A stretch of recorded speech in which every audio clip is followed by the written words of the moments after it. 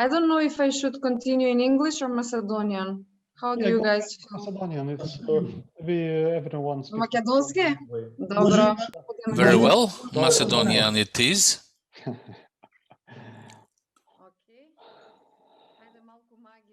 Okay, let's do some magic then. Let us see what is the magic of social entrepreneurship. First of all, let me ask whether you have the slides visible. Can you see them? There was an answer. Yes, we can see them. Very well, thank you.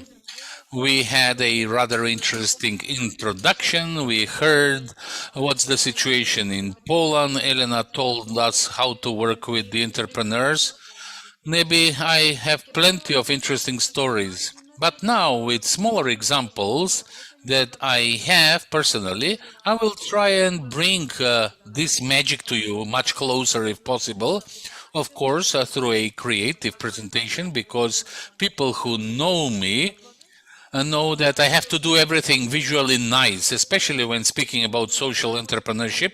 I am quite glad that this is a topic that I have to cover, not just in the economy, but also in the civil sector. And that is why I believe that this is a topic that deserves a full support and attention. I come from the ARNO organization. We are a social innovation organization. We recognize the need to offer new solutions to the old typical problems. We came together, a team of innovative individuals, and I will tell you a story that not many people know. We were inspired originally by Jamie Oliver and his restaurant 15 in London. I used to work in the CIRA, Center for Institutional Development, and I got the visa from the British Embassy to work in a social enterprise that certifies other companies of the same type.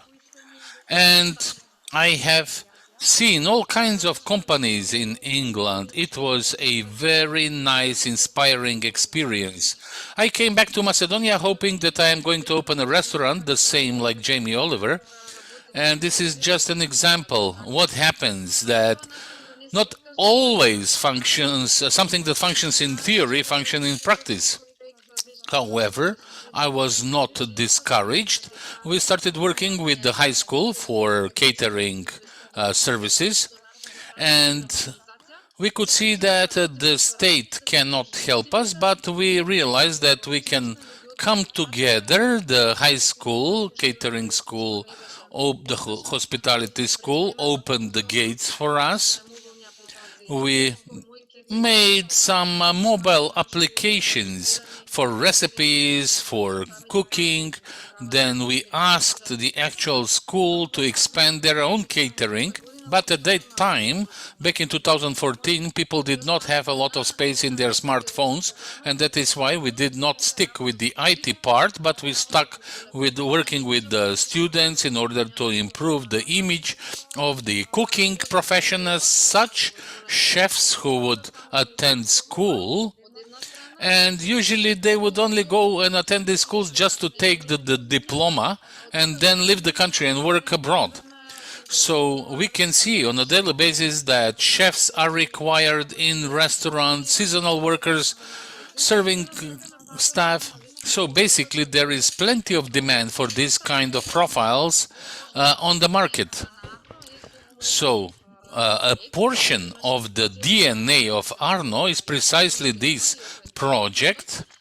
We were supposed to become a social enterprise, however the road is long.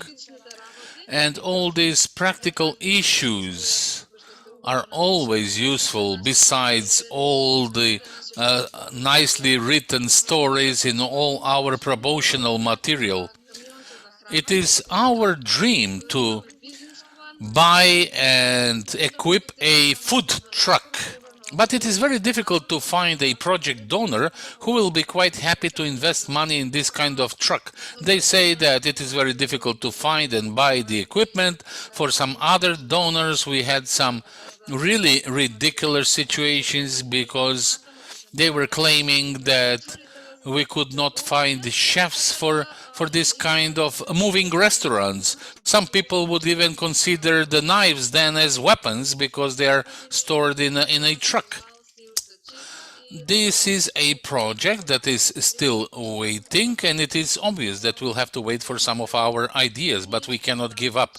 Also, we used to offer cooking classes. We always adapt our business plans. Let me show you what we are doing right now. We have been selling aprons, then wooden chopping boards that have been made in the high school for wood processing. They are related to our brand name. And unfortunately, due to the corona pandemic, a project was discontinued, which was supposed to improve the tourism. So people who would like to learn more about Skopje through its food. So such a tour will be introduced as such. So we are trying to do whatever we can, all possible different ways how to provide for a long-term funding for these other social entrepreneurship activities. Although this is related to food, and again, this is cooperation with the high school, the interculture issue is something that we are trying to promote, knowing our strategic goal, that is to say, social enterprises. These are some of the initiatives that have been more or less successful. Another person in the middle photograph who was successful in the civil sector. He received an award for a youth participation, a boy, 17 years old, who almost strayed away. And if he graduated as a chef, maybe he would have been working something else. But he got stuck with our project. Now he's a member of our executive board, also a very successful chef, who is helping us to motivate other students who come from the same school. So this was in brief regarding this particular project. Let me share a few more other things that we do, because this is where we basically take our examples from, not from brochures or regional meetings, etc. And probably the majority of you are aware of the competition for green ideas, yet another Arno initiative. And we have done this together with a rather interesting donor who is investing in the western part of Macedonia, investing in the green ideas, more precisely. So this is the website, greenideas.mk. You can also see the regional web page. This is a competition that has a long history and tradition since 2011. Every single year, Western countries from the Western Balkans and Greece nominate 3 of their winners who then compete at the regional level. And we have these meetings of the winners, but this is not just for the sake of it, but there is a proper competition. And not just competitions, and also training sessions are organized. We go to the field, we provide support in the preparation of the business model, financial projections, but also we are trying to show people what is the role or the chance of the green business as such. So this is the opinion of Arno. We believe that in the middle of the business model, we have to have the social values, the societal values, and there has to be some kind of value for the entire community, not just for the bearer of the idea. So in this regard, we are a little bit more open. However, in practice, again, we can see that these green businesses are social enterprises. This might be a family that comes from a marginalized group, or maybe some type of improvement, empowerment of single parents, people with difficulties and disabilities. But again, from theory into practice, we show that human beings have to be in the middle of the business model, not just for the sake of making money, but also to help out people and make them equal with the rest of the community. Another thing where we strengthen the community is the use of local resources. In our competition, it is impossible to import any of the materials, not just because of the carbon footprint, because this will cause a large emission of detrimental gases, but also because of the advantage of utilizing local resources. The sustainability is something that we consider a must, regardless of whether we are talking about social, green enterprises or mainstream companies. Sustainability is something that we have to be, something that has to be seen from the very beginning, whether such an idea is sustainable or not. Regardless whether you use a grant at the beginning or not, there has to be a sustainability element. And something that also makes us different when it comes to the green entrepreneurship is the green budgeting. We could see a lot about this in theory. However, voices are going to become much louder, especially when we see more green parties throughout Europe and in the Balkans. We'll be listening a lot more about green economy. So recently there was a political party with green balloons. However, the balloons only have an aesthetic function, and they're not being recycled. And when speaking about the green entrepreneurships, the examples are less, but at least the major principles are being incorporated properly. So this is what I really want to communicate to you. These are very small, limited examples, but they are not just flirting with the concept, but are fully implementing it. In a green idea, we cannot accept a budgetary item for purchasing of fuel, oil, or if you have a company that makes an organic juice, if they plan to sell them in plastic, then we cannot consider this as a social enterprise or a green enterprise indeed. And that is why these examples that we are going to see are examples of the proper values, regardless of the number of people that are being hired or the time that the company has been present on the market. Social entrepreneurship, green entrepreneurship, there are overlaps between the two. The green entrepreneurship makes a step ahead further. The community cannot be forgotten or neglected, but also this is true for profit. Profit has to be there in order to be talking about entrepreneurship. This is my favorite example. This is Christian Shopov, a guy who back in 2017 was the winner at the national and then later at a regional competition. He does the magic of social entrepreneurship, not just because he's a magician indeed, but he has shown that even in a small country like ours, if we are creative, we can be successful. You can see Christian on this picture. He is using all kind of equipment for his show, and those are made from recyclable waste.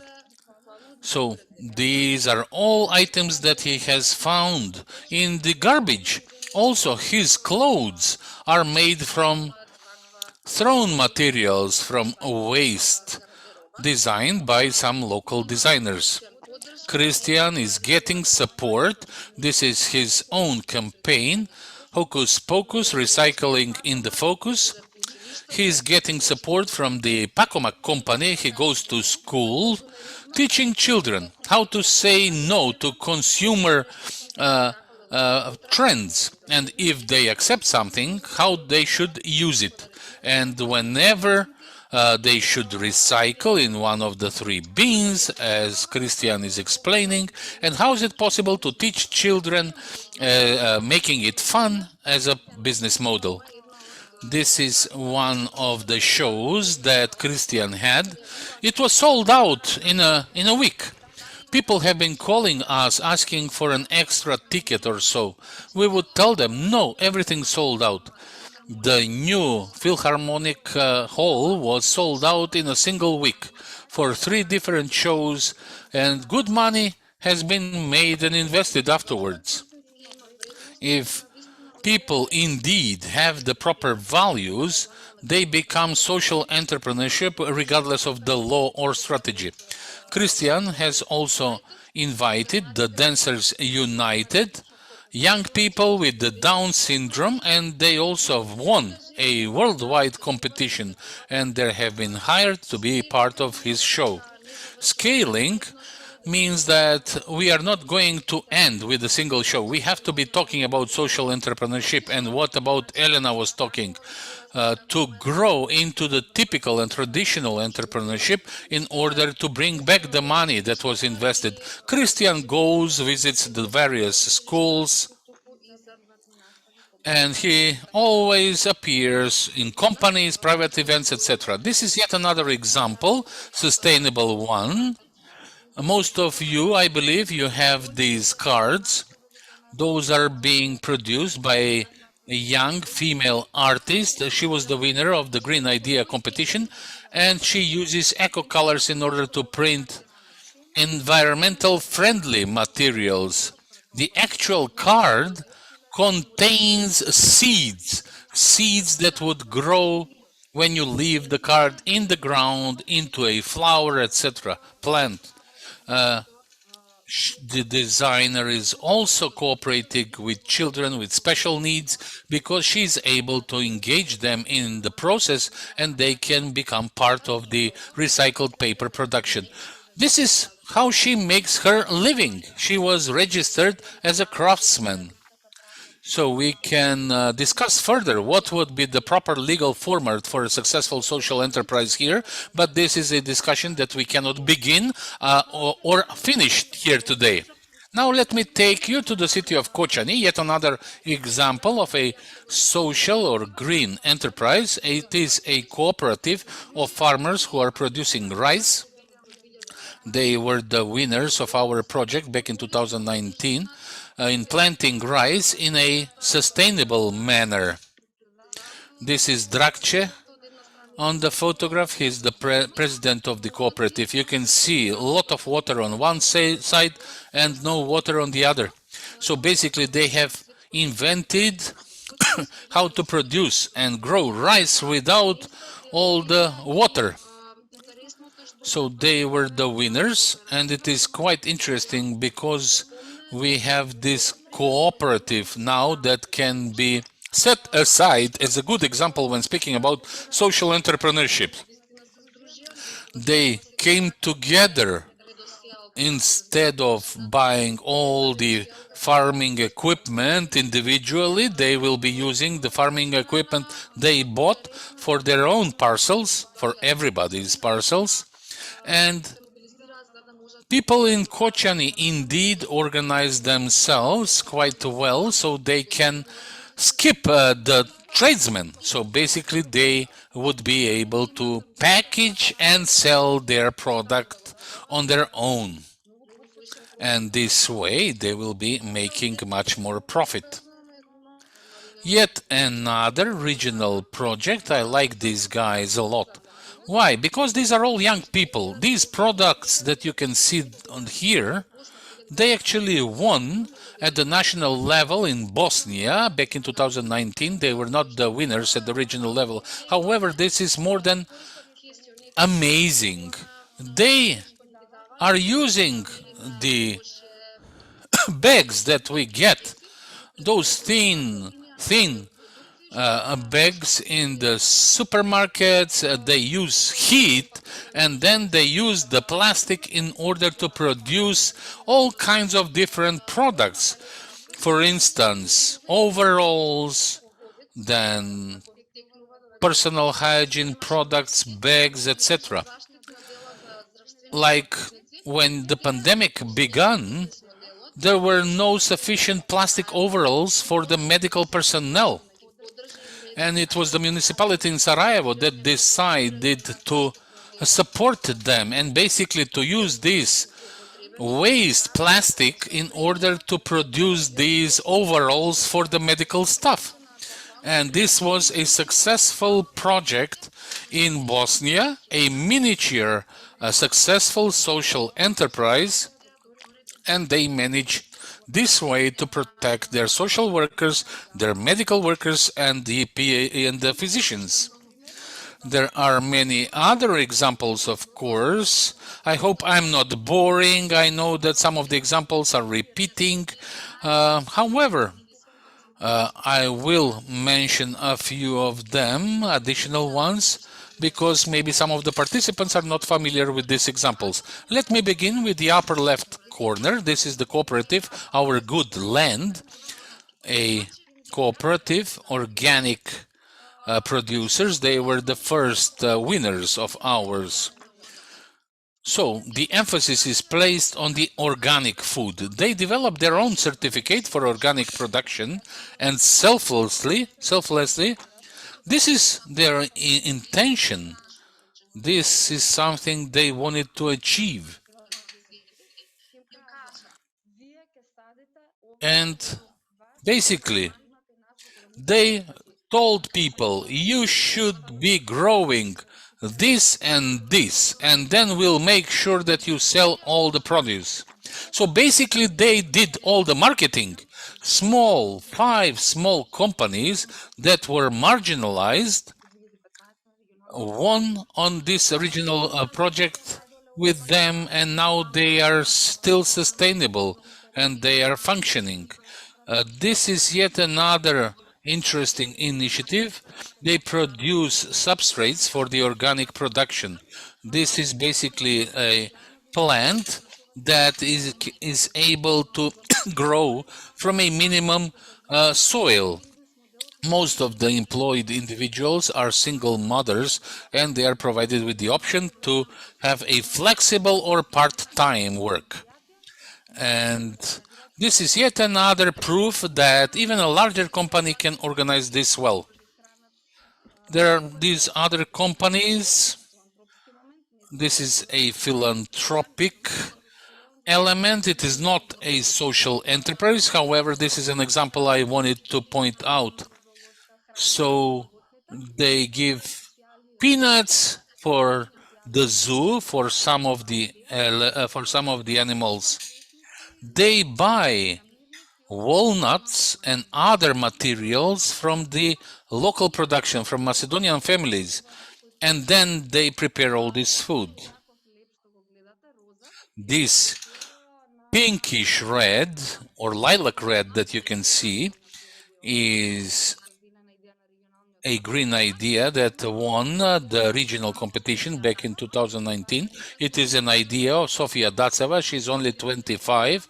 She has registered a couple of companies by now. One of the companies is supported by the Innovation Fund. She makes ice cream from wine. And the rest, the output of the wine production, she uses this material in order to produce this kind of bread, because quite often these leftovers of the wine production are just poured out in the rivers, but she buys it and then she produces a food additive that can be used then in several kinds of industries, mostly in the food industry. На Strawworks, кукички от сламени бали, кои што We have може да ги here example of straw butts these are houses of straw. We have the example of tree banks. Here you can see their website.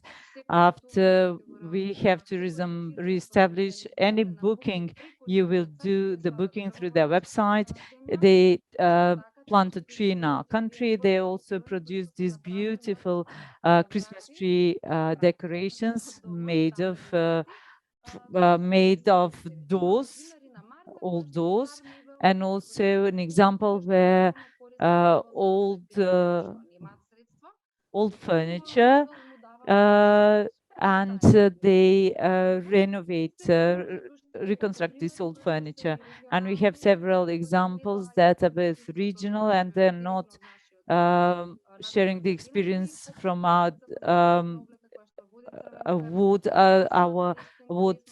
organization, but for example, Kopcha that unites many hand workers, and they have a practice of helping those who really need assistance.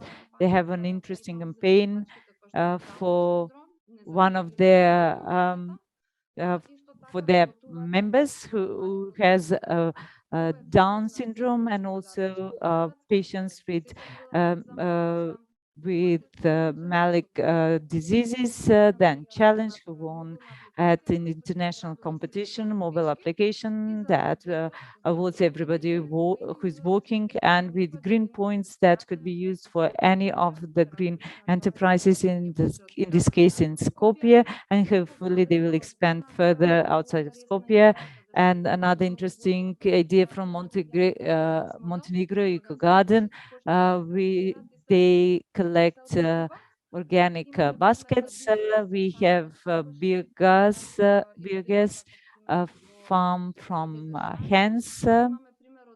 Also an example from Hungary. These banners, when a project is completed, they make interesting bags out of the banners. And when I'm talking about beautiful, they really are beautiful. And another example of NGO's Žabec that have this is an NGO with an social enterprise Žabec that provide training for driving a bicycle to children. These are some local stories. Lice, a street-sold magazine that integrates individuals from the marginalized communities. Pokrov, Seed of Flight Bagel, which is also a bakery in Strumica and Humanca, which like Nega Plus, they offer services to people with disabilities and feeble persons. I just want to share this YouTube page. We have excellent examples from Poland, Czech Republic, Hungary, and from here, Social Economy Without Borders. You can look at them. You might be additionally inspired. And finally, because this entire story started with food, all this is a beautiful salad where the regional centers and the national center will have to spice it up with their input so that all that is tasty.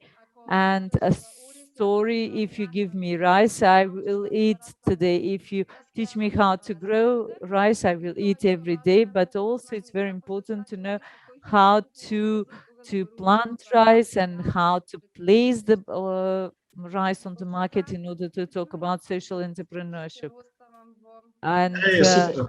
Irina, sorry. I will give space for questions and answers. Hi, excellent. That's it. Thanks a lot, Irina. That was really great. But never ran out of coffee, so we have to do something about it. Thank you. Yeah. Well, anyone has any questions to Irina? Or comments? We have time for one question, please.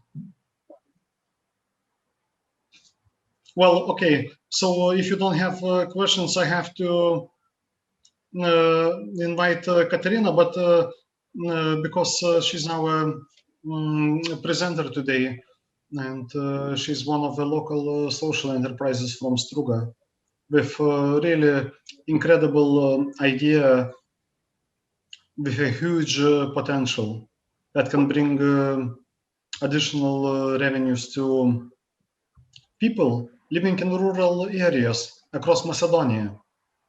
So I would like to invite Katerina to share with us a short presentation.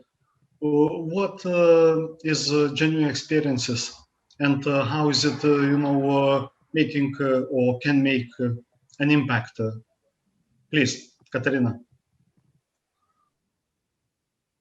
Hi, everybody. It's nice to be part of this group and so many people that I'll continue in Macedonian. I think more people are Macedonian. Sure, Katerina, разбираме македонско. Па We супер. understand Macedonian. Thank you for inviting me to be part of this beautiful group. I wasn't really aware that there are so many beautiful stories of social enterprises in Macedonia. I was surprised when you and Barbara told me that there are others.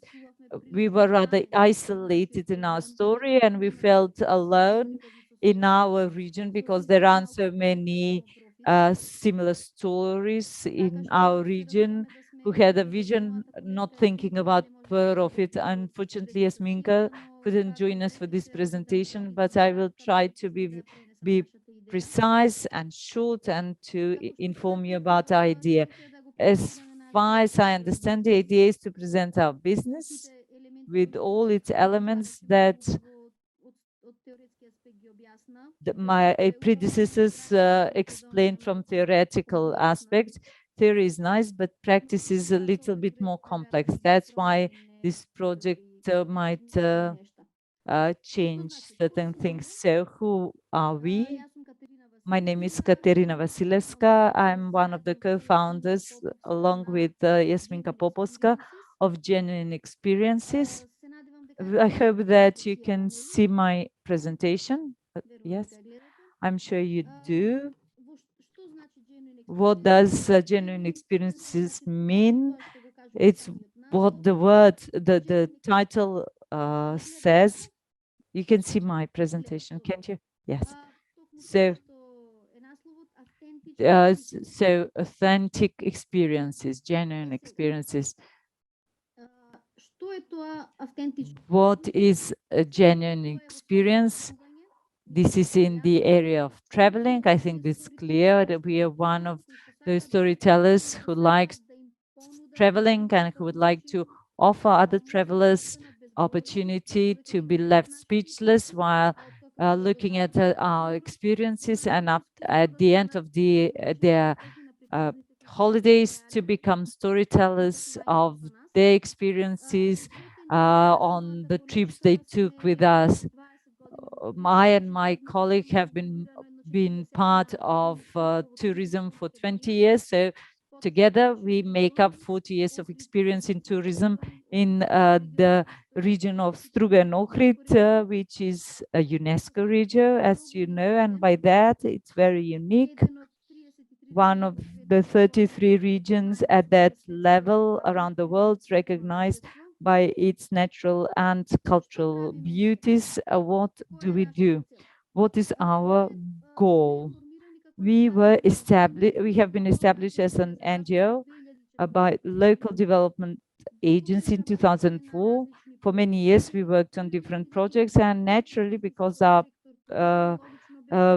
private businesses are in the tourism sector, it was just natural to go back to tourism.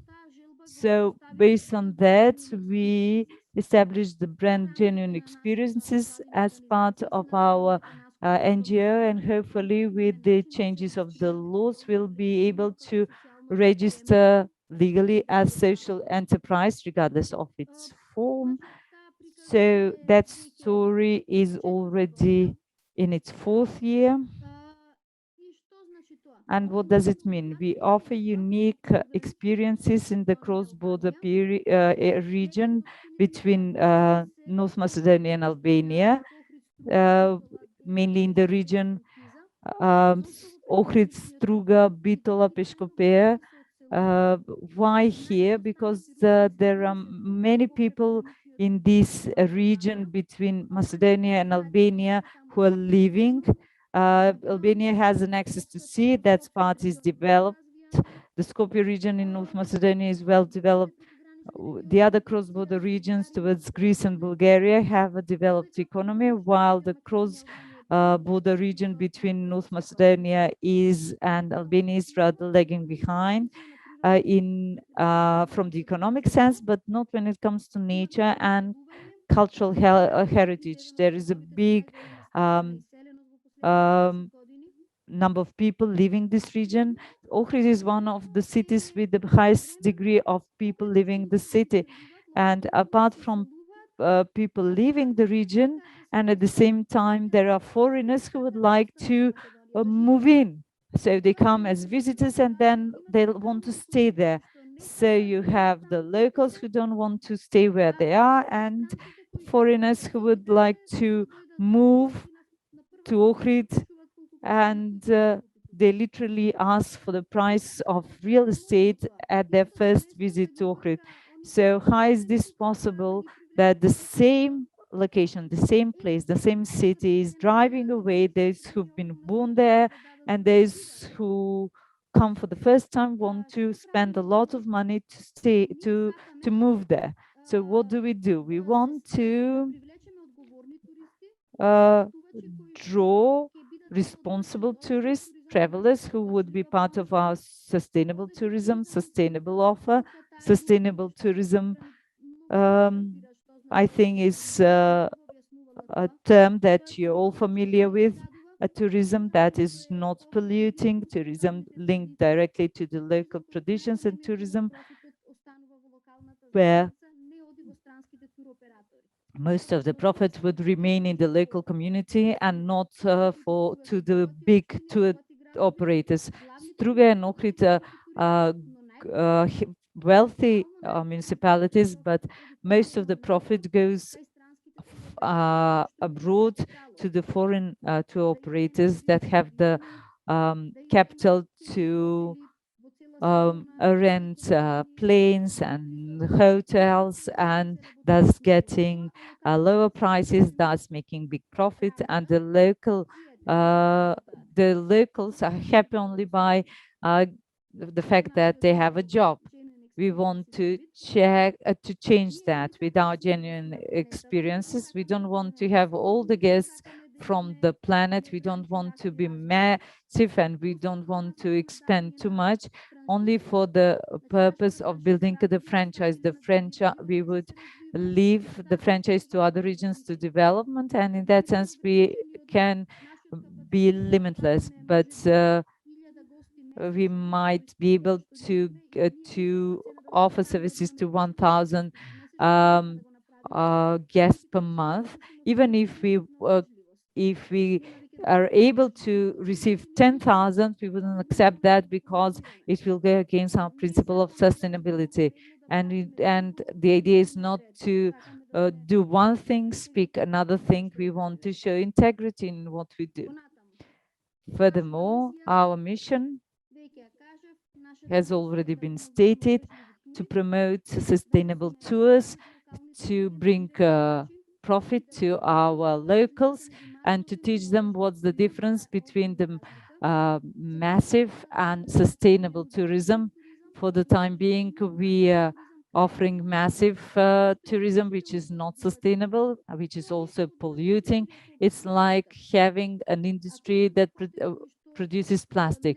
If you have hotels with no sustainable practices, it's like to have a factory which is polluting. That's happening in Ohrid at the moment, and the locals know it, even though they wouldn't say it publicly. But it's true that the Ohrid cannot bear the tourists that they are coming at the moment. It's unsustainable. The same goes for Strug. You have a short-term profit, but destruction in the long term. What do we want to resolve? The needs of the local communities to maintain their normal lifestyle, even in the midst of tourism season, which is not the case now. There is a big noise, there is no parking space, etc. You simply cannot function normally. And without the season, we wouldn't have the money to survive for the next 6 months. So it's a rather complex situation. So we want to stop that seasonality of the tourism jobs that chases young people away. The young people should want certainty that they wouldn't have 6 months of non-stop working and then 6 months of nothing, because nothing is functioning. You have the money but nowhere to spend it, because between October and March there is no season. That's not so good. That's not enough for the young people. That's okay for the elderly, for the families, but not for the young people. So you cannot do anything unless you have people. So we want to protect the UNESCO status that which is under threat at the moment. We are on a good path to end up on the red list of UNESCO. The target, who are our target? The target group are the local people who are continuing living and working in this region. We want to see what experiences, skills, and traditions they have, and we help them to develop a business model where they are, where they live. So what does it look like? For example, I hope you'll be able to see the website.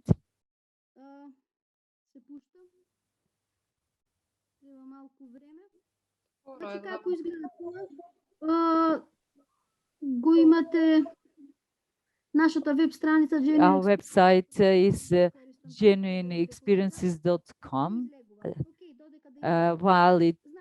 So, for example, we have one woman who is a well-known pilgrimist, and she is known as the woman who inherited Mr. Dereban, who is one of the best filigree artisans at the European level. At the moment, she's working at home. She's selling her work to different shops, and not too many people know about her. So what do? We talk to her. Her name is Mariana, and we tell her, Mariana, would you like to offer your knowledge for filigree crafts by bringing people to your studio? And we literally go to her studio where I have problem with the website. We go to her home and she offers a tourist experience. Her mother welcomes the guests. Mariana shows them how she does the filigree. The guests can try it if they want to. This takes a little bit more time, and this presentation takes about an hour. And at the end, they put on traditional costumes, typical for the Ohrid region, and they take a photo with the filigree that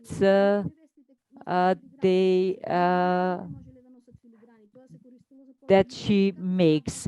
So and that's the experience. It takes about an hour. If the guests want to work with Mariana, they can spend a couple of hours and they can take it with themselves.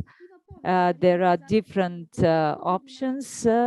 It's available in English and Serbian as well. We explain what is done, how it's done. And Mariana, in that way, generates 20 to 30 euros per person without leaving her home. So we are really trying, and we develop the story. And on our website, which is a bookings website, you can book online, and to pay online, we offer an opportunity for her to offer this product to the tourists. We have 30 offers like this. We work with 30 families. They all offer different things in different categories. We have numerous categories: culinary experience, artisan, child-friendly experience, natural experiences. This is Natasha, who is preparing yomlaza in Ramne, and she's teaching them how to make a traditional pie. So what problems do we try to solve through our offer? Too much urbanization, building hotels that with too many rooms. We are promoting small tourism with the maximum people of 10 people. For example, most of the people that offer their services cannot accommodate more than 3 or 4 people. So we would like, we would have even waiting lists for tourists who would like to be experience some of these things that many of our locals haven't experienced yet. I'm sure of it. So what's the other target group apart from the local tourists? Future generations. These are our future generations. Many of our people are excellent sportsmen, people who go along their normal lives and never thought that they can offer something interesting. Furthermore, what's the innovation that we offer? What needs to be changed? We really want to change the awareness, change the way the local people think, and that there is a different kind of tourism, that we have sustainable tourism and not only massive tourism. And our biggest innovation is that we found a model which has been tried for 30 times, and all 30 times it was successful to transform certain to create small micro business models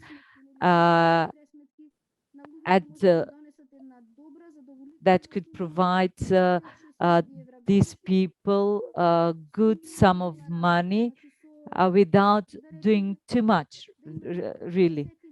For example, to have 50 visits during 50 days and thus earning 100 euros per day.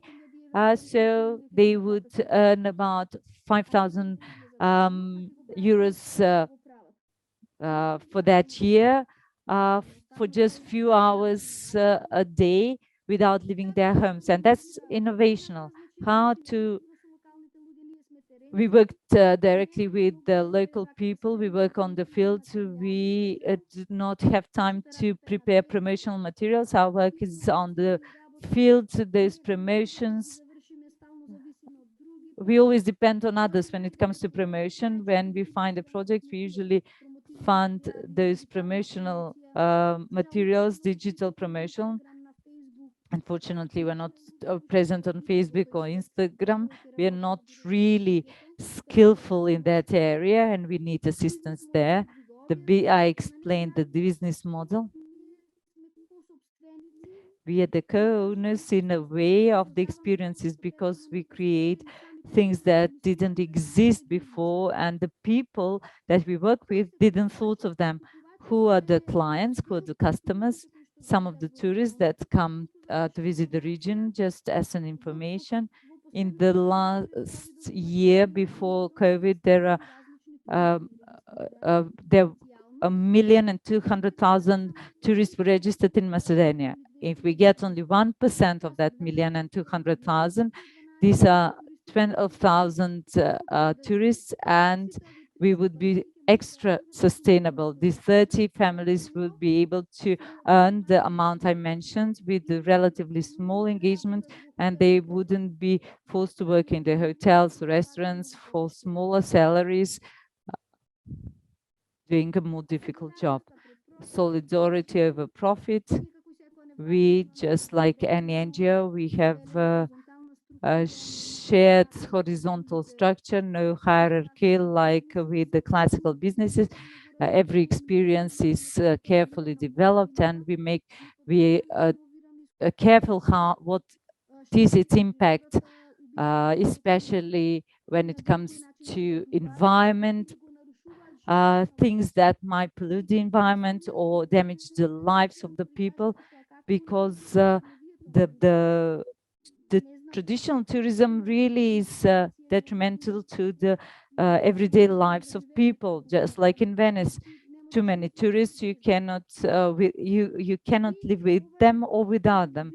So this is a profitable activity, and it could generate a lot of profit after the COVID is over, which has been a real plague and has had a significant impact on tourism. And I think this is going to be very interesting for the tourists as long as we survive this plague. the outcomes. Everybody involved in this thing started cleaning their surrounding because they would have guests coming over, and this inspired their neighbors.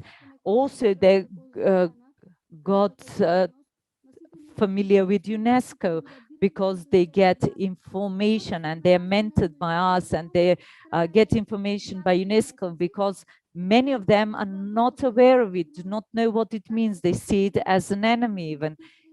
So basically within 3 months we develop a sustainable business. If somebody don't like it, they can give it up, but this hasn't happened so far. We are working on additional 10 new experiences that will be promoted in a week. I invite you all to visit our experiences. This is just 1%, if only 1% of the 1,200,000 would opt for this, we would have an excellent profit and we would be happy. For any information is available on our Instagram and Facebook profile. Unfortunately, we are not very active there. But okay, still. great, Katerina, thanks a lot. So tomorrow we're going to talk about social innovations, and what you just heard today from Katerina is also a social innovation. And can anybody tell me what kind of business model or what kind of innovation Katerina has applied to his business model? Who can tell me the answer? Gets a chocolate.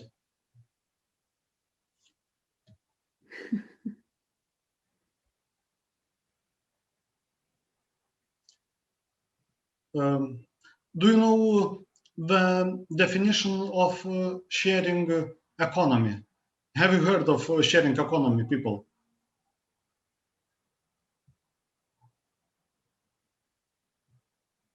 Okay, well, have you heard of a definition of marketplace?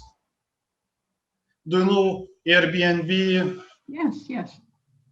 Yeah, maybe some other places. You know, the thing is that what Katerina did, she created a marketplace that has no limits.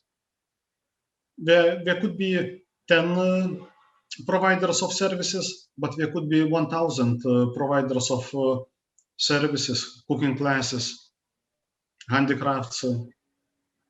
Also, the marketplace of Katerina can accept one client, but it also can accept 1,000 clients. You know, this is the marketplace, and it's very important to note for tomorrow as well. So, can we have two questions? I have a question, she says. Katerina, can you stop sharing so that we have the full picture? Again, thanks a lot, Katerina, anyway. Hvala mnogo. Yeah, sure. Sure, no problem. Tell me. Katerina, pozdrav и успех во работата. Katerina, hello. Congratulations. I would like to know what is the markup for these kind of services that you provide. So the profit you make percentage-wise, and are you in charge of collecting? So how is it that the clients are paying for these services, and how is it that you then pay the people? So the payment goes through Hulk Bank. We pay 4% of bank fees. Regarding the overall price of the service, of the product, 20% is our own markup, our profit. Of course, we pay 11% on personal income tax, at 4% for the Hulk Bank, for the banking fees, and the rest of it goes for digital marketing, because this is something we are not able to do it ourselves. We have a shopping part of the city with lots of stores, and we are trying to promote all these little businesses. So 50% of the actual price paid by the customer goes to the actual producer or the person providing the service. Are you discussing together the actual price of the service? How does that work? Yes, we do advise them regarding the fee, the price that they would have to charge their clients or the tourists. Most of them don't know how to do that, what kind of service precisely to offer, etc. So we work together with these people in order to define the business model, the fees. We help them out with the initial promotion process, and sometimes during these meetings, one of us would go and join the clients, the tourists, in order to provide for the proper communication. Yes, this is what I was going to ask. From your experience so far, what is the most interesting thing for the tourists, for the clients? Is it the location? Is it the actual experience, what they do? Is it related to the local trends, traditions, etc.? So from all these examples that you mentioned, what is the most popular thing?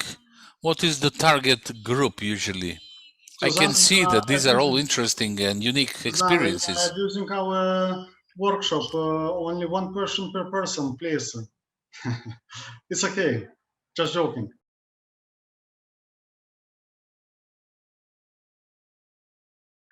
We are just trying to additionally explain the model because we believe that it is a great model. So far, we had only some Polish tourists coming from abroad because we have established a direct communication and collaboration with a tourist guide, a blogger from Poland. She managed to bring 3 large groups. And I have to say that the Polish people were mostly interested in food and drink. All the others offered options were not that attractive for them. But I guess this is just a character type of people. They enjoy our food. We know that if the German were to come, probably they would choose the adventures that we offer. And if the Italians would come, it would be arts and crafts, maybe the filigree business, the production of tableware, etc. So it all depends on the nationality, where the tourists are basically coming from. And there was another question in there, was there? Thank you very much. I believe that this is more than enough. Okay, You are basically exporting this, but you're exporting it at home. Yes, this is something completely new, innovative. And some people are asking, why don't you advertise on Airbnb? I don't know what is the reason, but Airbnb are not quite happy to cooperate with Kosovo, Albania, and North Macedonia. So we have started it on our own, and now we are more than satisfied to see what kind of interesting people there are in this country, people that you can take the tourists to, so that people, foreign tourists, can become much more familiar with our experiences and common values. You should come, visit us. We have 30 different experiences that we can offer you. Yes, and one of these experience I visited during the Easter time with my family, Natasha, and we had beautiful meeting with the family and food gathering, beautiful dinner with wine, with pita, with burek, and with different pastas, and it was great meeting, and goats were around, and chicken, and all the family member, and the stories were shared. So it was great experience. So I would very much promote it and will promote among Polish people. And also this Polish girl, Justyna, is also very much involved to promote this type of tourism, not massive tourism, but individual, with dignity, with listen to people's stories. It was really something what really, I think, should be promoted widely and also throughout our project. Okay, I'm sorry, Teresa has raised her hand for a question. Please, Teresa. Basically, I would like to say that I'm really excited about hearing what you said, and I think that tourism has a huge future, because of the pandemic time. I think that this has changed a lot in the style of living of people, in the time of having holidays as well. And so you have chosen very good area to develop. And I just would like to add that I know a Polish foundation, the Map of Passion, and they create the application for questing. Maybe this also would be interesting for you. Questing, do you know what is it? Basic on the local tradition, history, stories. They create sort of adventure of looking for something in the local region. So people got the application on their telephone, and they had some tasks to do, and then go and search something. So this is quite nice for this is sort of education and entertainment for families, basically. So I think that you can. Sorry. Yes, sure. I will Yes, I will communicate you with them. I think it also could be interesting. So, bravo. Okay, so guys, I would like to stop the questions, and since we have been talking about social enterprises making beer, and there are 20 of them in around the world, I just wanted to show you a 2-minute video before we finalize our today's workshop. So thanks, Katerina, and I'll share my screen. 44%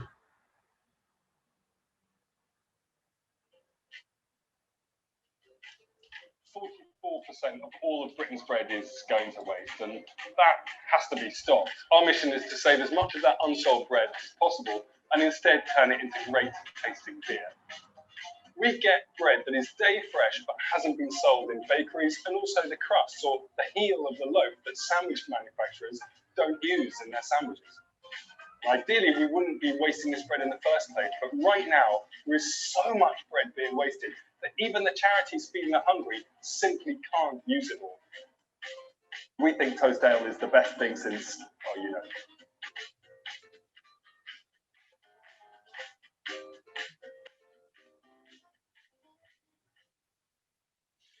Well, it was about. Okay, just a second. So basically, there is a beer brewery in the United Kingdom, a social enterprise that uses yesterday bread to make fresh beer, and it also donates profits to social causes. But I mean, there are hundreds and thousands of examples of inspiring and interesting social enterprises that we wanted to share with you today and also tomorrow. We want to invite you to get ready for 2 o'clock tomorrow for another workshop.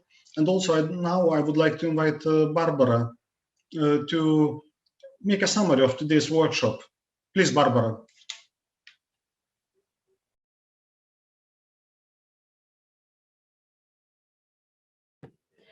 Okay, dear friends, I know that we can find a lot of beautiful examples of social enterprises. I know that Poland is in the different stage of social entrepreneurship development, that Macedonia is in the early stage.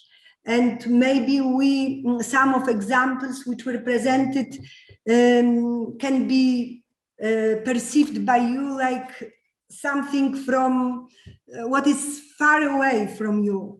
But I would tell you that it is not truth. When we see social problems, in Macedonia, we are determined to solve these problems. And when you are determined, you will find solutions. Social entrepreneurship in Poland started, in 1989. There were no finance. There were no any financial support, any technical support, but there were huge social problems. And, starting from this point of view, that you would like to save the planet, you would like to have more people who are destitute active in the market, to raise their dignity, that when you are determined, when you are honest in this approach, you will find solution. And I think that it is great potential in Macedonia. People are solidar. Maybe social entrepreneurship is still not fully recognized, not fully understandable, but I see potential in local people, potential which is in women, in young people, also in the rejected group of people. I visited Reto last time, where there is a group of 25 people addicted, deeply destroyed, and they rebuild their life fully. They run second-hand shop. And it is, like they have building, they rent the building, and they gather furniture and other equipment, electric equipment, they renovate it and sell it. And they are totally self-sufficient. It is near Skopje, in the suburban of Skopje. So we have to think how our regional support centers and MACE Center will support this potential in very practical way. I agree that we have to know how to support a group of people who will visit our center with some ideas. They see some problems. They would like ask us how to solve this problem, how you can support me to make it realistic, to be implemented. And we have to think about it step by step.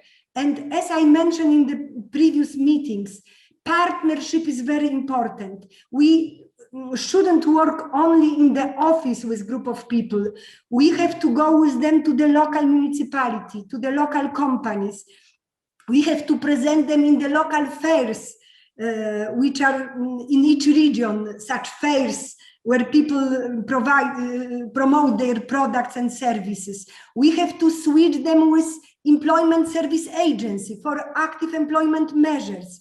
We have to switch them with financial instruments like grants in the beginning, then financial instruments, what was mentioned by Teresa. Maybe here in Macedonia, it is still like from the moon, hearing about grants, loans, like Barka took a loan from Eptisa, 250,000 euro to renovate old building to have hostels, very cheap hostels with people who are, former addicted and former homeless people. They are workers in this hostel. And we took this credit after, many years of experiences and gathering experiences. But as it was written by Gordana, we need to start with small thing. Now we have grant scheme design. Maybe 30 institutions received support from this grant scheme from EU delegation. We'll have meeting with Zlotko from GEF, Global Environmental Fund. I sent you a list of 10 organizations which was awarded by him. They received quite good amount of money to buy machines, tools, and start cooperation with social enterprise, with private companies and with local municipalities. So we have potential, we have foundation, and probably we need also such workshop next maybe, or after the next, to discuss, because maybe would like to discuss, many of you would like to discuss. We gather a lot of information. Now it's time to think what we have in our regions and how we can really start to work with concrete people, concrete group of people, without huge money, without somebody who will give us 200,000 euro, but having this project with more support of regional support points, having grant scheme, friends from GEF, Teresa to design proper financial instrument and to inspire local institutions, local organizations to go towards social entrepreneurship. So I think that tomorrow we have second part of this meeting. Then probably we'll have some discussion meeting to discuss, to share our thoughts and reflections. Then we will have one workshop on reintegration of the most destitute group of people. Well, when Reto will be presented, when real testimonies of people life, how they rebuild their life thanks to social entrepreneurship will be presented. And then probably we'll start to visit you.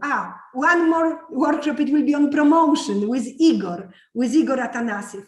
And then we start to visit you and we'll think about plan of activities, what can be done by you, what should be done by us. And yes, probably in the end of June, we'll have more clear picture how we will organize our work. But still, don't be patient. I hope that we achieve a lot together. We are a group of very dedicated people, and we more and more understand. And you can also recognize the potential in each of region. You can invite those people for the meeting with us. We can discuss together with social enterprises, with local municipalities, how we can empower them, what is needed, and then we'll prepare plan for the activity. So I think that this is important, that we have meeting, we start to discuss. Sometimes they are experienced far away from you, but they will be very useful in the next stage of your development. Hvala, Barbara. Thank you, Barbara. Благодарим. Tomorrow we start at 2 o'clock, but the next week we start at 1 o'clock. So we shall send information about the workshop for the next week. And I know you are deadbeat and all thinking how to escape, but I think if you would let somebody to ask a few more questions, what do you think? Would you agree to still stay for 5 more minutes? Okay, so please, we have room for 2 questions to any speaker, presenter, Barbara, or whoever you want to ask, please. Yes, I fully respect the conclusions from the past training. Today I was holding myself so that other people can speak and ask questions. I would like to thank all the presenters. We have heard interesting presentations. However, my question to both Irena and Kate, to all people who are trying to make a step ahead when it comes to social entrepreneurship, how many of these wonderful ideas are self-sustainable? Are they still in the project stage, or is there some kind of sustainability that is confirmed as such? Is there a possibility to expect that they will survive as a proper business? Yes, Irina, you can answer first. The limited company is the form taken by Marta, the magician. Unfortunately, now with the corona, he had to close his company down because no parties, so there was no business.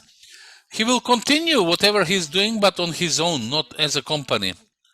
So generally speaking, Most of the finalists from the Green Idea competition are still there, they are surviving, and usually they are opting for a limited company. Of course, these are micro companies with 1 or 2 employees with minimal wages, but these are very small ideas, small undertakings. So whenever we support anybody through the green ideas, these are micro ideas, micro projects. But this is basically what we sell, the small green ideas. Maybe you might have a very noble idea, but if the jury believes that there is no sustainability there, such an idea will not be supported. So the cooperative in Kochani still exists. Very soon they will start selling their rice in the healthy food stores. But of course, all the expectations were a bit dented as a result of the pandemic.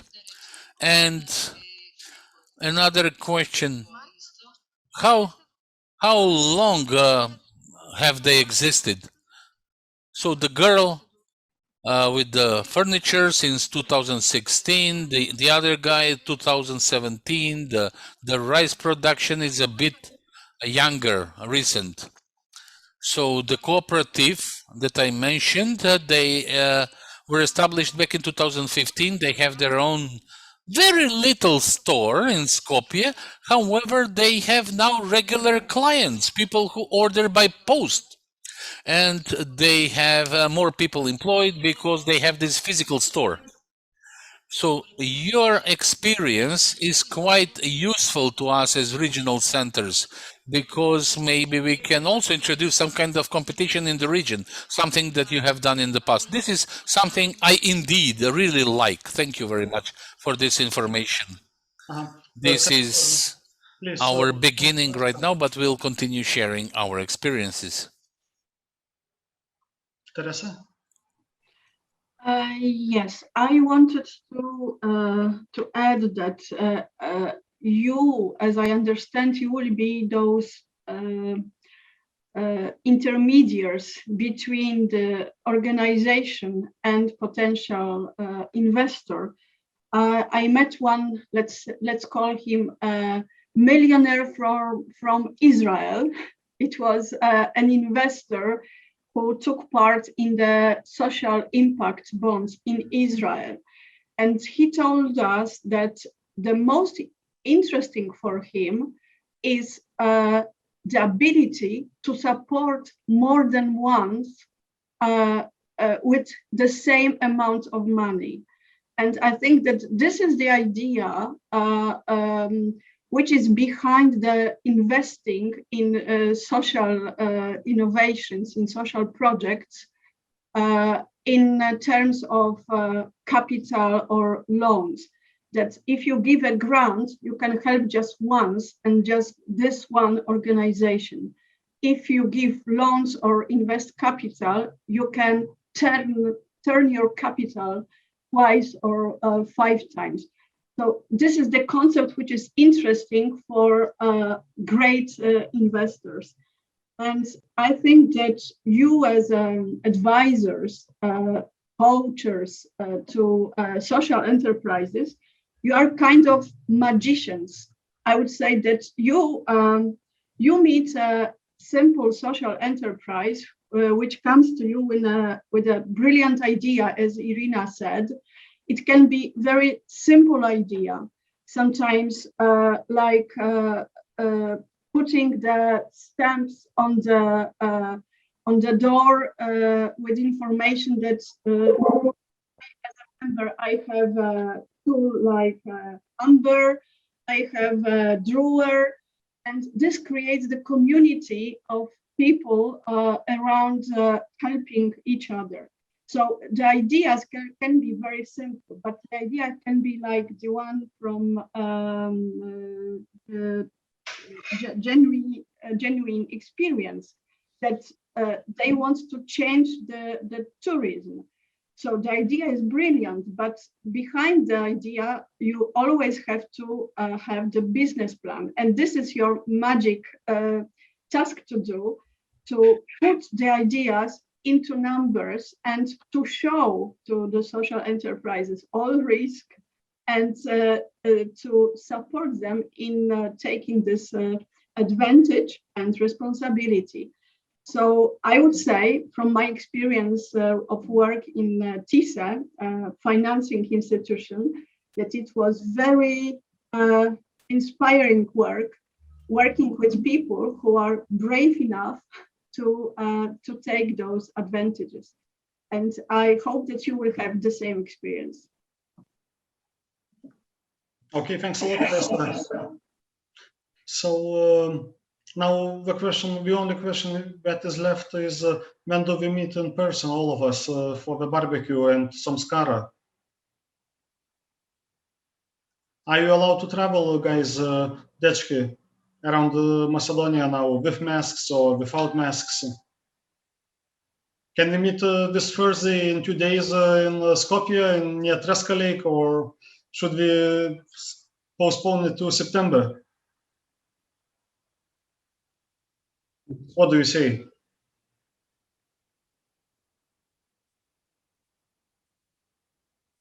I think postpone it to September. Okay, Yes. okay. So I would like to thank you, everybody, for attending today's workshop, and please register for tomorrow. We have really good presentations, interesting, lively, spontaneous, and also the next week there will be a few more sessions, and we have to change the life of social entrepreneurs in Macedonia for good. Thanks a lot. Tomorrow we will have real commercial construction company from Poznan who decided to change totally their mind, and you will listen this story tomorrow. Yes. Okay, bye-bye. Okay. Sorry, Gordana. Bye-bye, Dragan. Bye-bye, Dragan from Bitula.